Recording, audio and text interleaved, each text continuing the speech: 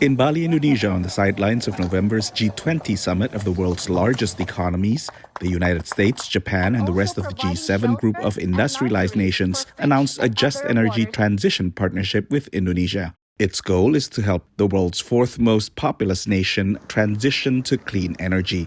Indonesia's finance minister welcomed the new partnership. Because Indonesia is going to be an economy which will continue growing, and the demand for energy is definitely going to continue increase. Indonesia have many possibility of energy sources, but currently we are still dominated by the coal as an energy source. Environmentalists estimate that about 85% of Indonesia's electricity is generated by fossil fuels, mostly coal. The new partnership is designed to help Indonesia move towards net zero emissions by 2050, 10 years earlier than the country's initial target. Separately, at the COP26 Climate Summit in Glasgow, Scotland in 2021, Indonesia set a deadline of 2040 to retire its coal-powered plants. Environmental activists say that they appreciate the good intentions, but right now Indonesia can't even meet more modest short-term climate goals. Tahun 2025 yang tinggal 3 tahun lagi. 2025, for instance, is only 3 years away. The goal was to have 25% of energy generations come from renewable sources. We are still at 12% and have been stuck there for years. Dan itu udah stuck. Greenpeace hopes the G7 nations providing the funding will keep the pressure on Indonesia to meet its goals. Karena Indonesia ini yang paling stubborn. Indonesia is the most stubborn in this region. While everyone else is reducing coal use, Indonesia alone is expanding it.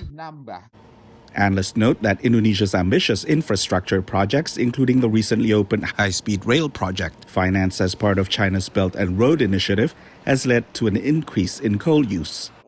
Based in Japan, Guanie is an expert on the Belt and Road Initiative in Southeast Asia. And it's a push and pull thing, right? Because to drop everything is unrealistic. It's very unrealistic because, okay, I give you an example, right? So a lot of us consume gas and oil, whether it's for car and all those. And then suddenly you say, hey, let's all change to EV, electric vehicle. It's not that practical because there is a switching cost, right? The duration could be 10 years or even 10, 20 years.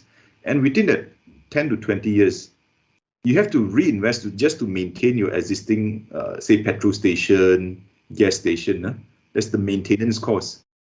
The newly announced energy partnership will provide $20 billion in public and private funds to assist the transition and will not only incentivize renewable energy, but also offset the impact of the transition on local communities. For Yuni, Salim in Washington, Nova Poerwadi, VOA News.